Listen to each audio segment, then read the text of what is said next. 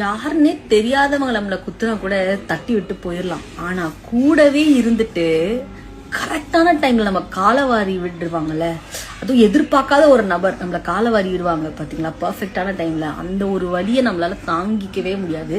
இப்ப தளபதி விஜய்க்கும் அதே நிலைமை தான்.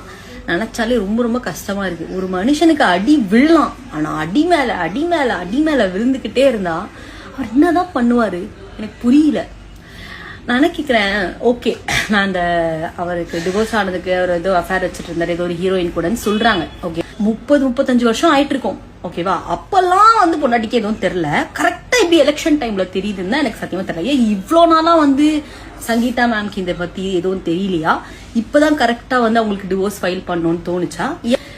இதே மாதிரிதான் விஜயகாந்த் சாருக்கும் அவர் வந்து ட்ரக் அபியூஸ் அப்படி இப்படின்னு சொல்லி அவங்க இதே மாதிரி தான் பண்ணாங்க. So politics is a very dangerous game.